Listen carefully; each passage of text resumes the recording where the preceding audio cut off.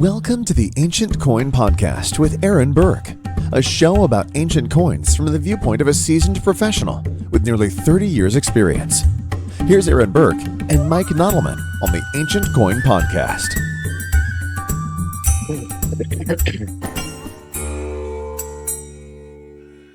And once again, it is time for the Ancient Coin Podcast with Aaron Burke. I'm Mike Nottleman.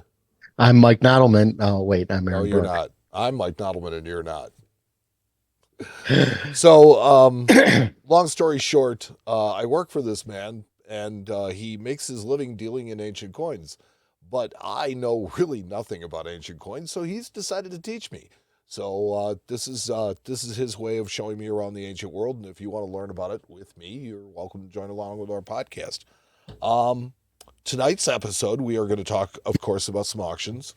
And we have a double doofus. And we have a pearl of wisdom to drop on you. So, and an educational section too. Oh yeah, sorry. Never ever forget the boss's educational segment. And an educational segment. So, Aaron, what in the auction world has gotten your attention? Well, there's auctions are starting to pop up more and more this spring. I've just seen the NAC sale. It's a really good one. I will profile it probably in the next show because it really hasn't come online yet, but I got a pre-look at it, which was cool. Yeah, and so we'll be talking about that one. Closer to auction time, we'll cover it. Yeah, that one's going to be right after Central States, which is the second week of May. Yeah. So coming up, it's about 1 month away. Yeah, something like that. So, but I noticed one I hadn't really profiled before, and I probably would murder the German, but it's like called Kolnar Mutzen Cabinet is the way I would pronounce it. I thought you did perfect. Thank you, because my German is not so good. I'm German and I can't speak it. So their auction 121 is going to be April 12th and 13th. So coming up really quick. Yep. And I thought it was interesting. If you look at lot 62 through 72. So if you just scroll down, Mike, and you kind of go through 62 to 72, you'll get to Athens. Yeah. And you see the old style. And right below there were 62 starts is what we call the new style Athens.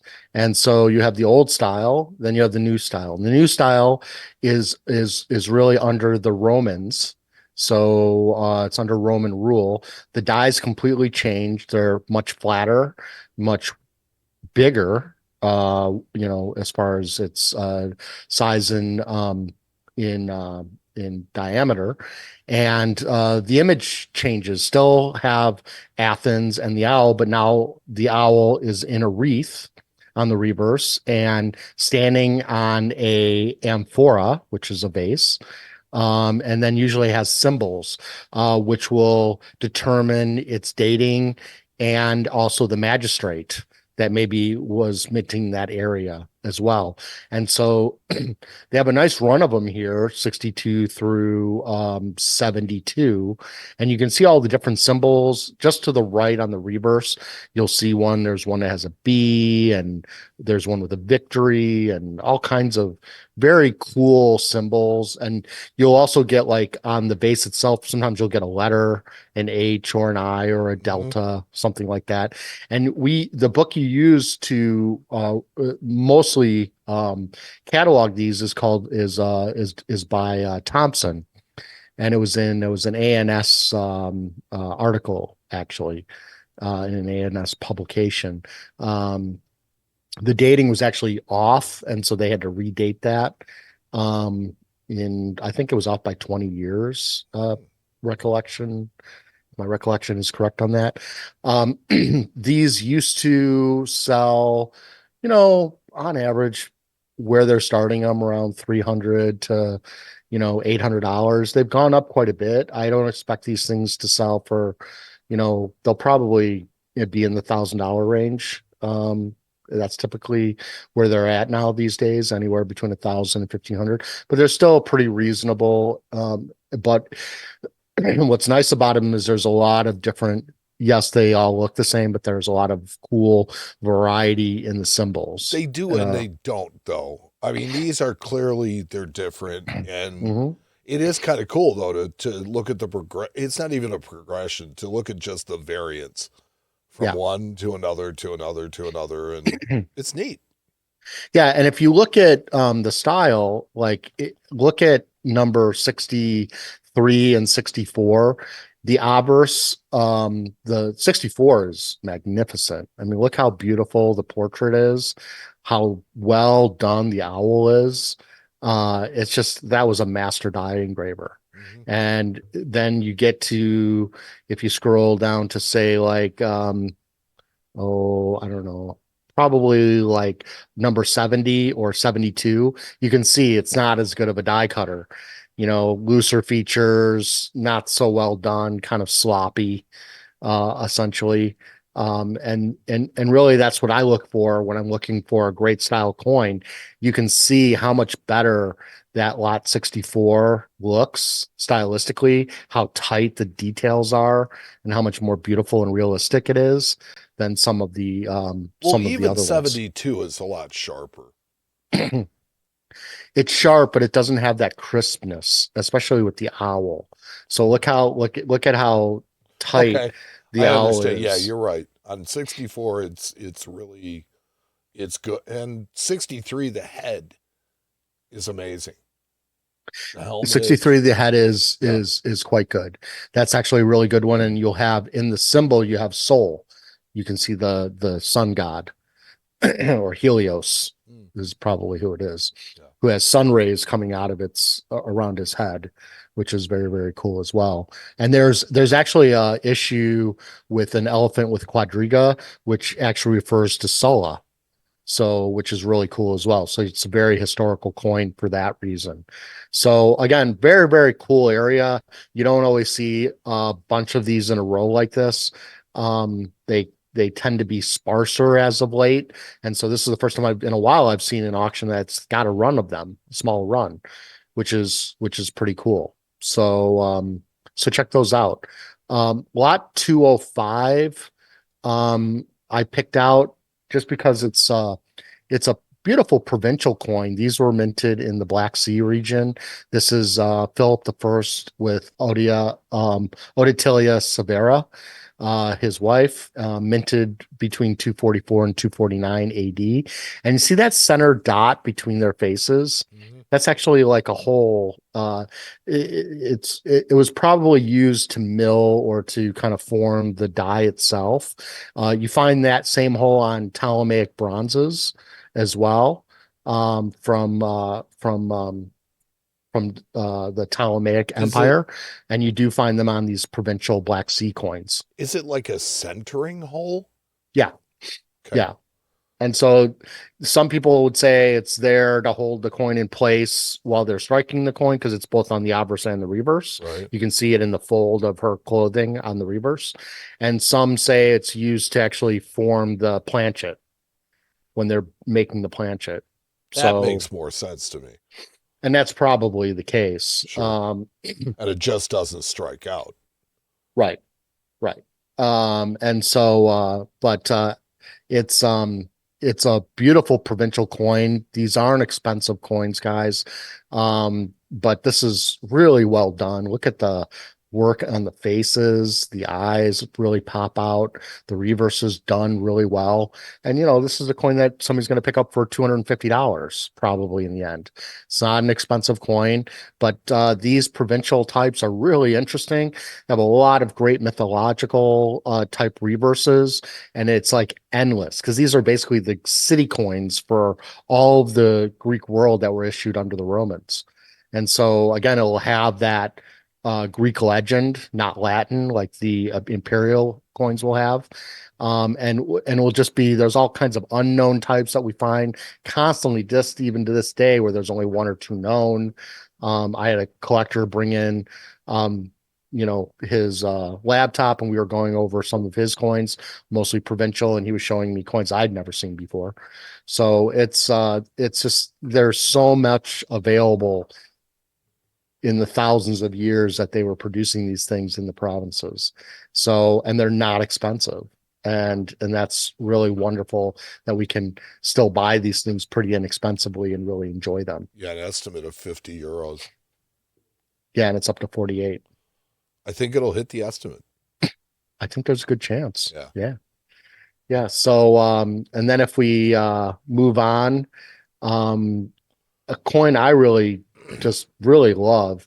So this is a coin of Augustus, minted in Spain, and on the reverse it says Caesar Augustus, and it actually has the two oak trees there as well. And this was a coin that was issued as for like propaganda, because it actually depicts honors bestowed on Octavian by the Senate in 27 BC, when he assumed the name of Augustus, which is really cool. And the corona oak wreath traditionally awarded to soldiers for saving the life of a Roman citizen, which is really cool. It was granted to Augustus symbolically for saving the lives of all the Roman citizens by ending the bloody civil war of the late Roman Republic. And so, and it said that the laurel trees represented those that were planted to flank the door of Augustus's house in honor of his victories and recognition of the association with Apollo. So there's so much propaganda in coins. And here's a perfect example. There's so much going on that they're trying to say here on Augustus's coin in a Spanish mint. So just very, very cool. Very cool. So, and again, non-expensive coin. I expect it to go for $750 or $800, somewhere in that range in the end. But it's currently 340 euro. Yeah, and I think it'll definitely. Yeah, it's got a week left, so yeah, and 900 or $1,000 won't surprise me either, know. So, but it's a cool coin. It's missing a little bit of the Caesar at the top, but and it's a little off center on the obverse, but generally most of it's there. Yeah, but if it was centered really well, it'd probably be a $1,200 or $1,500 coin, right? Sure, absolutely. It's like I like to refer to the imperfections and the inconsistencies of ancient coin striking with my golf game. So sometimes you got your drive on, sometimes you got your putter working, but you never have it working all at once. So when you finally do have it working all at once, then it's like, okay, that's why I play the game. So it's the same thing with coins. You see one, you're like, I'll take it. I'll take it. Oh, this is why I collect. There you go. This is why. So anyway, check out the auction. Cool. There's a lot of great auctions out there, guys. And here's another example of one that has some fun and interesting coins for not a lot of money in the end. So I guess that's going to bring us to our doofuses. They're not major doofuses, but I hadn't done one in a while, so I decided to pull one up. The first one, and I hate to pick on Heritage all the time, but they seem to do pretty well with mediocre coins. Maybe that's why they get so many exceptionally well with mediocre coins. Maybe that's why they get so many consignments of mediocre material. They get great things too, but they get, again, we talked about this Heritage. They're, because of the slabbing animal that they've kind of painted themselves into, they have to stick with more gold and silver because it tends to grade higher than bronze coins. And that's why you won't see a lot of bronze coins in their sales in general. So this coin here, which is the Persian Derek, they're not rare coins. This one is just okay. I would say their estimate, if I had to put this out, I'd probably put it out at where they had the starting price. it's not terrible price, but 2,400 is really way too strong for a piece like this. These guys, these come around all the time. You can be picky with them and pick one. And for 2,400, I would expect a much crisper, detailed obverse. It is well centered, but I wouldn't necessarily consider that to be, high, Struck. the highest grade. Again, it's not a terrible price, but again, on common coins like this, wait. Well, even the Wait till NQs on the back is really kind of I mean, it's not a bad coin, but not at $2,400. Oh. If it had all the details and beautiful eye, and it wasn't flat on a lot of the flat areas, and it had a little bit better style, okay, fine. Then maybe you're looking at a $2,500 to $3,000 coin. But these ones that almost start looking like stick figures, it shouldn't be more than $1,500 at the most. And even a little lower quality than these should be around 800-900, so I just think it's not 100% doofus, but it's leaning towards doofus. But I guess my point of this was on coins that come up all the time, and the Persians minted a ton of these. Wait for a good one to come up, and wait and be patient, because they come up constantly. So just be patient, guys. And then the second one, I'm not going to pick a slab coin for this. I actually picked a CNG coin. Not picking on CNG, but picking on the person who bought this. So this used to be, they call it, I don't know if they called it rare. Yeah, they called it rare. It's not rare. There was a horde of these in the last 5 years or so. And so it used to be an extremely rare coin. It's not rare at all anymore. So it's a little misleading that it's stated as rare. Should be formerly rare. It's not rare. I wouldn't even call it scarce anymore, because it comes up. And if you go and you check that Roma sale when it came out in 2019, it sold, I believe it sold for $700. And so you're going to tell me that in, 3 years that it's gone up to $3,750? I don't think so. So, these used to sell at those levels, even higher. I think when they first were around, they may have sold for 5,000-6,000 when there wasn't a horde. But, these now shouldn't be any more than $1,500 at the most. So, don't. Because as far as the coin itself, I mean, the coin itself is pretty decent. It's like it's centered. All the detail is pretty good. It looks like the surfaces are not all that messed up. Yep. So, I mean, it looks like a pretty nice coin, but I mean, the question is how hard is it to find one? Well, and that's the thing is, guys, you have to do your due diligence. Go to AC Search if you can't afford Coin Archives. If you can afford Coin Archives, go there. Go to AC Search, search for these things. You'll see, if you see it coming up more than 20 times, it's not rare. So and you'll see what I'm talking about with the prices. So there's no reason why this coin sold for what it did. And it was a way over a price. Maybe they thought it was really rare. Maybe they just were fighting over because they thought it was really cool. I don't really know. Yeah. But always do your due diligence and make sure that something is as rare as somebody states it is. And then if you're in an auction and you really want to win the coin, just know when to say when. Mm-hmm. It's true. I mean, sometimes we don't always know if somebody's really doofus or they just have money to blow because they don't care. So yeah. I mean, not all they decided that they had to have that coin and somebody else really wanted to have that coin. Yeah, I mean, even as a dealer, I don't have all the money in the world either. I'm like you guys. I I can only afford a few certain things, I can afford to bring home decadrams of Syracuse and stuff like that. You I would can't? like to, but I can't. I got to run a business and I can't afford to bring that kind of stuff home. So, but, I live vicariously through my clients, which is great. Sure. But there are clients out there that have so much money, they don't really care what they spend. It really doesn't father them. And if you tell them they overpaid for something, they're like, I like the coin, I don't care. So they'll have an excuse for you.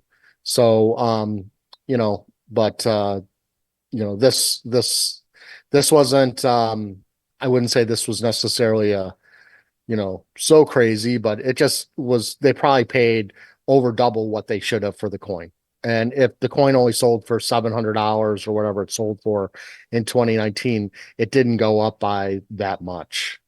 Yeah, no, If anything, there's not been more of them out. 500%. Right. Nah, it just, That's a no you know, good. no. And look at C&G started at 500, so Right. they knew realistically what the coin was worth. The coin was worth between 500 and $1,000. Yeah, And and they so, actually estimated it at less than what it sold for before. So that's well, their indication is what they think the market for it went. they will say that they estimate their coins at wholesale. So that's what they say that they use. That's their estimate. Their estimate is wholesale. I think that's So just so if I can, if insiders I don't could get buy money. at 500 and sell at 37.50, I'd be happy too. But I don't think they're going to be reselling that coin at 37.50. So Not for a long time, at least. no. So anyway, and I was going to pick out like a coin that somebody did the anti-Doofus purchase and say it was a good Really purchase, good but job. yeah, I didn't. I almost kind of found one, but then I decided, nah, not that pretty They of a already coin. won, right? What's that? They already won. They did win. They did win. That's true. That's a good point, Mike. Yeah. I didn't think about it like that. Yeah, they already won. Thank God I have you to keep me grounded. God, please help me. So that's going to bring us to our educational section. Alrighty, let's go to the educational segment. Let's make sure that everybody can see it. That would be really important.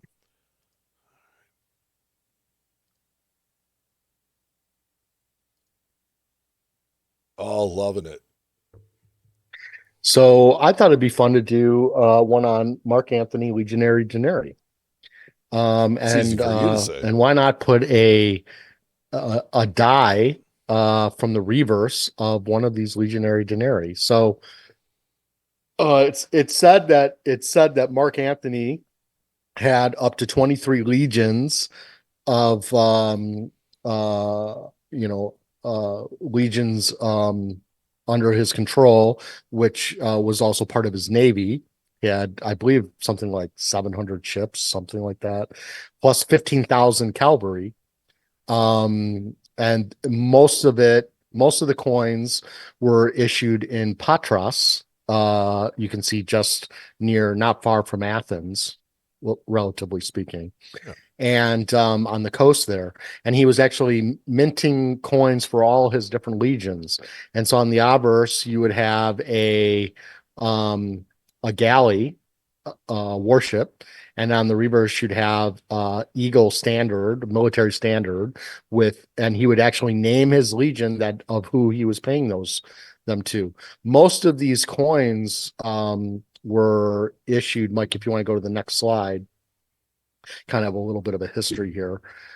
So most of these coins were issued during the Civil War against Augustus, and when Mark Antony had joined up with Cleopatra, and he was paying his legions up to the Battle of Actium, which was the last battle that when Augustus defeated Mark Antony and Cleopatra, essentially.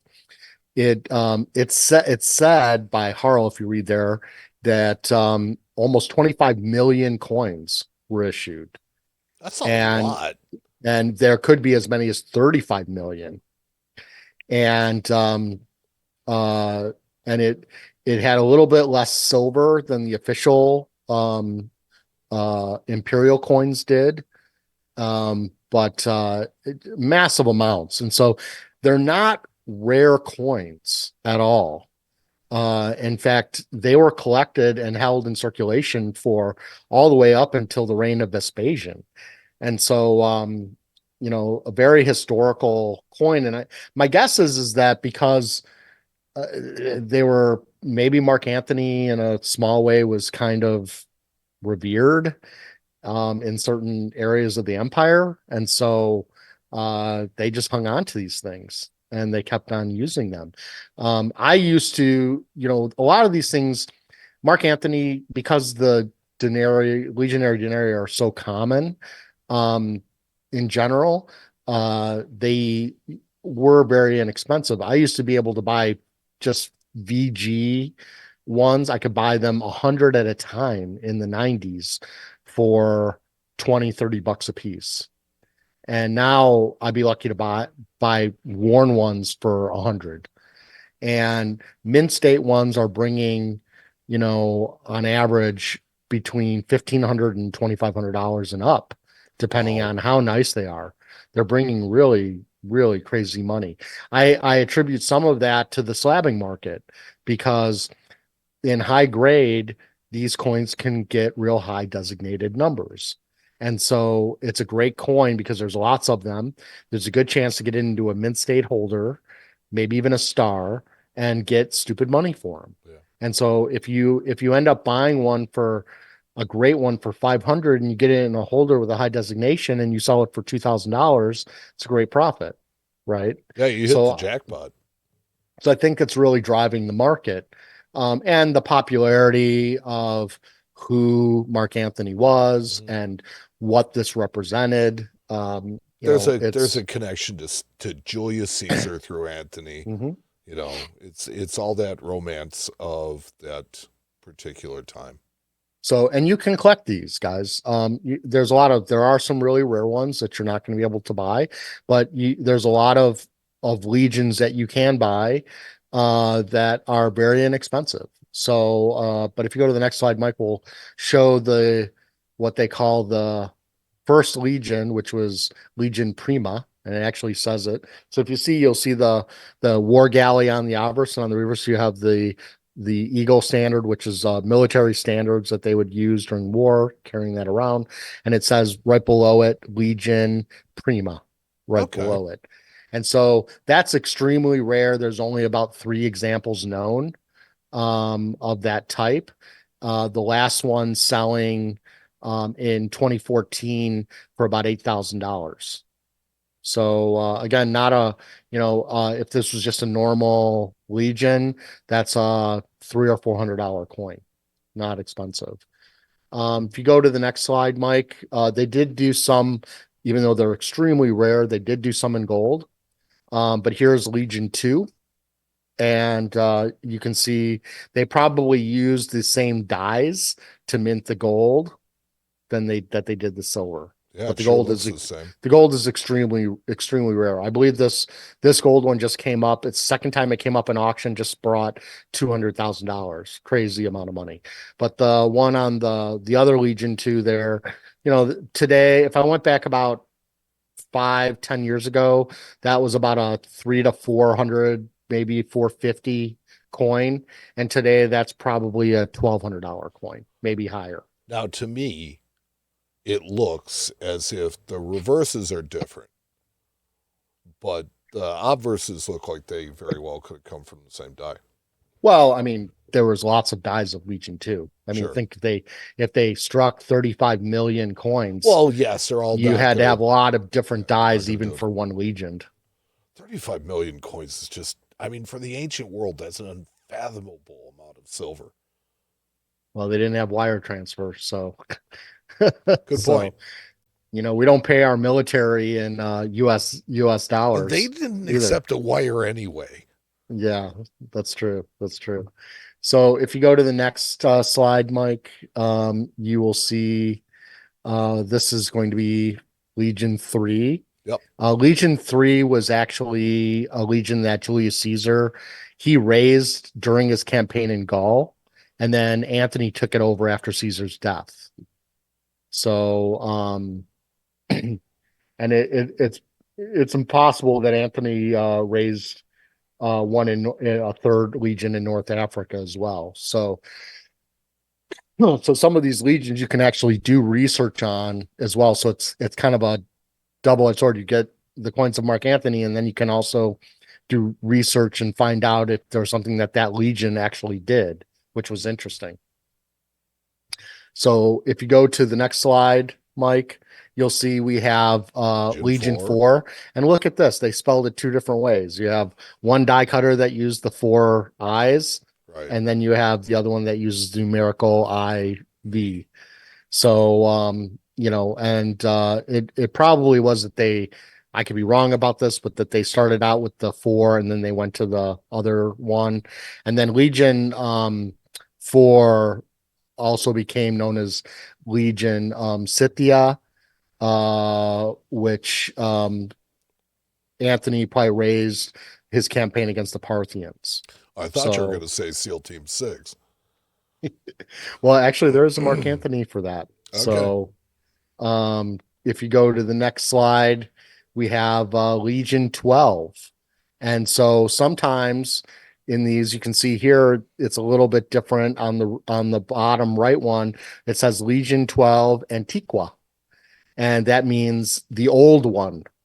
So that's Legion 12, the old one. So he's giving some kind of reference to the Legion itself.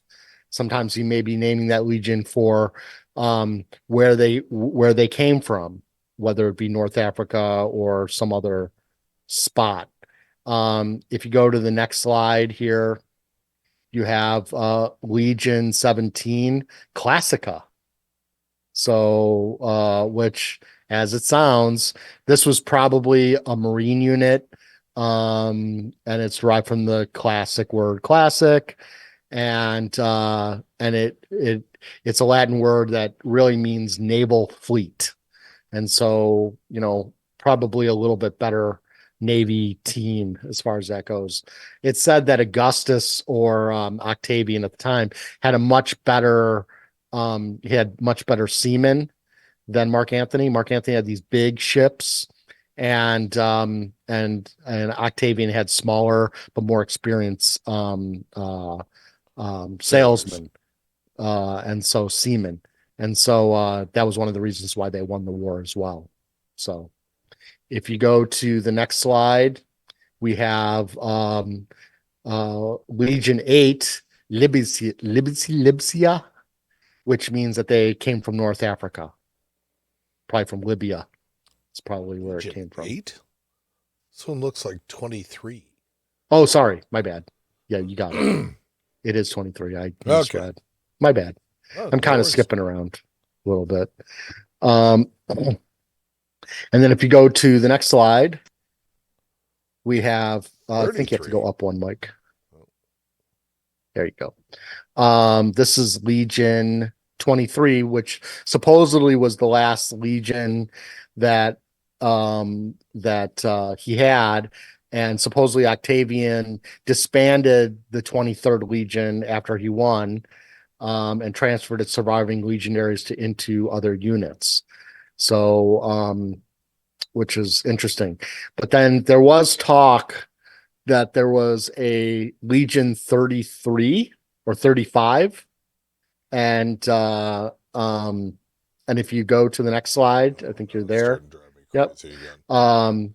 It's supposedly Cicero wrote about this, that Antony had commanded a 35th Legion in the Battle of Mutina in April of that year in 43 BC. So it was never known until there was like 2 of these coins have come up, and they seem to be authentic, and they actually sold for very strong money. So this is people thought they were real. Example of what you're talking about by propaganda. Right. Okay. I understand it a little bit better now. And it's, some people have mentioned that, sometimes they created more legions that they actually had to make it seem like their armies were bigger than they actually were. And so there's probably some of that going on as well. Um, but then if you get to the next slide, you can see here totally different. This is calling out his his elite escorts for Mark Antony. So this is be his special forces, and this is the Praetorian cohorts, which eventually is what transfers to the Roman Empire, and the cohorts, the Praetorian guards that actually protected the emperors and usually assassinated him as well. So yeah, Praetorians were like that. right. And so this is where it came from. This is where it started. So here, Mark Antony is calling out those guys. And excuse me, and on the last slide, you'll see here, it's this one is cohorts spectral. I can't. I'm sorry, I had it on this one. I should have been showing this one on as you were talking through the last one. Oh, so okay. There's Praetorium. I was wondering about that. And then if you go to the next one, okay. This one is this was his legion that actually carried out messages. They acted as spies, and he struck coins for them as well. So it's a little bit different looking coin, but these are kind of like his special. Both of these coins, the last two, were kind of call outs to his special legions, special forces, special Praetorians, groups. and then the Speculatorium. Right, exactly. So, this is just one series of coins, guys, but it's another area you can collect. And obviously it's gotten more expensive than it once was, but there are a lot of just fine VG to fine quality coins of these that sell for less than $250. And you can easily collect. Is the only thing I would say is always make sure that you can read the legend if possible. Because it's not as fun if you can't read the legend. True.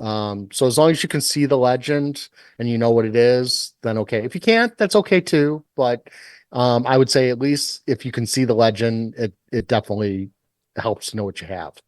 Well, it certainly makes it more easier to attribute. Yes. It certainly makes it easier to attribute. Most definitely. And there, look, there's other ones I didn't bring up in this slideshow. There's quite a few of these different types to collect, but and yes, they can become monotonous in a way, but to me, it's like collecting US coins. Wow. Shots fired. Oh, I had to. Sorry. Oh, wow. Okay. That's okay. That's okay. I'll extract my pound of flesh. So maybe this is the perfect coin series for a US collector. Wow. Anyway. So that brings us to our Pearl of Wisdom. Yes, it does. I was just going to say how eloquently you led us to screw you now. All right. So our Pearl of Wisdom. What is our Pearl of Wisdom? Let's see. I don't know. You wrote it. Yeah. So if Napoleon Hill once said, if you cannot do great things, do small things in a great way. And so, my thought on this was, would you rather have a really nice collection of what would be considered to be lesser coins, not necessarily common coins, but, not extremely rare either, or just a really just hardly identifiable collection of decent coins? And to me, it's like, I'd much rather have the nice coins, to have the nice examples, and to go from there. Maybe that doesn't make sense in ancient coins, but for me, it's always a thing of quality will always outweigh quantity. Mm-hmm. And from a standpoint of collection, I think that you collect what you can, and you collect the best you can. And so I think that if you reach too far, you kind of sell yourself short in what you can, in what you're doing. But hey, when it comes down to it, collect what you want. Yeah, I would say it's a little different in ancient coins because you always have the attraction of these things being thousands of years old. And so I think that at no matter what quality it is, you can put an ancient coin in front of even a novice for the first time and show them a coin that's worth $20 and tell them a little history about it, and they being amazed that it's still in existence and that they can hold it for $20 or True. buy it for $20. I think that that is the beauty of collecting ancient coins. I think when you're talking about building a collection that you someday can sell and hopefully either make money or at least get your money back, I think you're going to be better served buying the highest quality that you can get because that you have a better chance of getting your money out or making money. Nobody can speculate and know whether you're going to make money or not, No. but in general, People are going to pursue high quality coins regardless of its level of value. right. And, in the end, numismatics is a study of coins. And so a lot of us, a lot of the ancient guys, we like looking at all ancient coins at all values because it's a $10 coin can be just as interesting. You can learn something about the dye production or the history or whatever, even with the cheapest possible coin. And it's not like US coins at the lowest level where you can say, well, throw that in the melt box. It's got its silver content. That's all that matters with that. It's a quarter from Spend it. before it's before 1964. You're living in the Throw it, past. Yeah. With the US, it's spend it. spend it or throw it in the bucket. And with ancient coins, there's always going to be somebody there to buy it, collect it, cherish it, and learn something from it. And so there's plenty of people who listen to this show and who have been collecting ancients for 10, 20, 30 years who don't have the means, but have all of the great enjoyment from learning about ancient coins that they could possibly ever get from any other area of collecting. Yeah.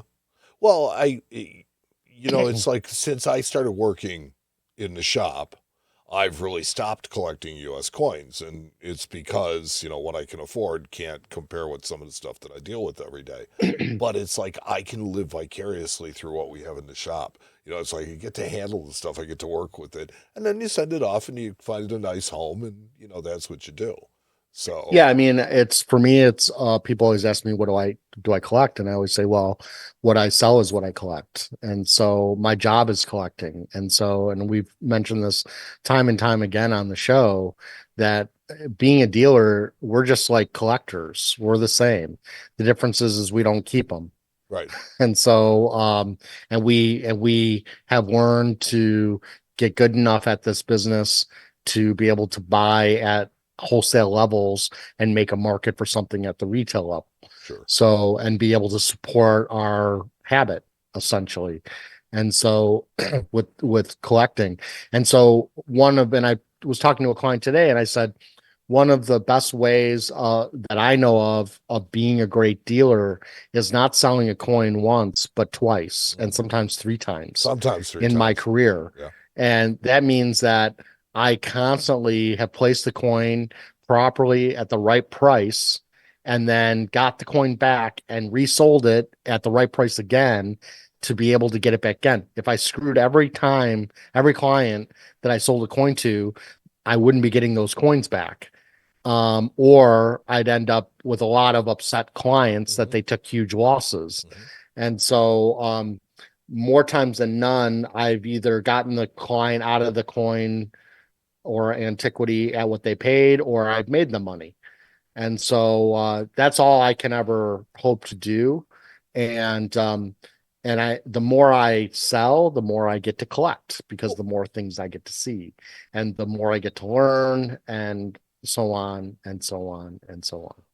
Well, what I would say is that, you're in the business of building relationships. I think that's what you primarily do. You build relationships with a lot of collectors, you represent them, You advise them. There's a lot of things that you offer for that. One of the people in my coin career that was kind of influential was President. I think she's current vice president, Stax Bowers, Christine Karstedt, who told me that she doesn't collect coins, she collects people. And she does. I mean, she really does. She makes relationships with people, and it's very important to her. And so I like that. Well, I think it's really cool. And for her, where it prompted me to ask was Harrison Marchand was a gold assayer that made gold bars for the U.S. Mint. And they would take them before the Panama Canal, and they would have to send them around Cape Horn all the way back up to San Francisco. And a fairly well-known shipwreck, the SS Central America, went down, and on it went a bunch of these Harrison Marchand bars. And the only reason that they exist anymore is because they sat on the bottom of the ocean for a while, because when they got to San Francisco, they were melting them down to make, gold coins with. So she says, I think she said there are 40 of them that are known, and she knows where 31 of them are. She actually has a list of the people, and she has a contact for each one of them because they've handled that many of them. So, I think that's the kind of thing that we want to do is, and that's somehow, I think where, at least in my relations with people, that's where we've been different, is in trying to establish relationships with people and trying to further the hobby on a more broad and general basis. Right. Yeah, I mean, I know where there's 8 Eidmars right now, silver Eidmars and 1 gold Eidmar. So I know where, not well, you know where the other gold Eidmar is. Do you know where the other 2 are too? I do. Yeah. But I know where there's 7 silver Eidmars right now. 8. And how many are there? About 80. Oh, okay. That's 10%. Maybe more with 4As, but about 80, something like that. Somewhere in that range. It's not a rare coin. In fact, no, it's just a very desirable coin. Yeah. In fact, we'll profile it, but NAC has one coming up in their next auction that is probably the finest known. It's fantastic. See, now that's what we call in the business a teaser. It is a teaser. So you can tune in next time where we get to figure that one out. See? And that will bring us to the end of another Ancient Coin podcast with Aaron Burke. Thank you to everybody for listening. Thanks for putting up with our goofiness. And if Aaron goes to say anything more about U.S. coins, I'll just mute him. Anything you got, boss? No, number 44. 44 soon. Wow. 43 in the books, 44 on its way. And we'll see you next time on the Ancient Coin podcast with Aaron Burke. There you go. Love it. Thanks for listening to the Ancient Coin podcast with Aaron Burke. We'll return with another episode soon. Meantime, you can join our private group on Facebook. Just go to facebook.com and search the Groups tab for Ancient Coin Podcast Discussion Group and ask to join. There you can become part of our community, where we share and discuss ancient coins, as well as the show, the ancient coin market, auctions, or just to give our own opinions on things in order to learn together. Join Aaron and Mike again soon for the next episode of the Ancient Coin Podcast with Aaron Burke.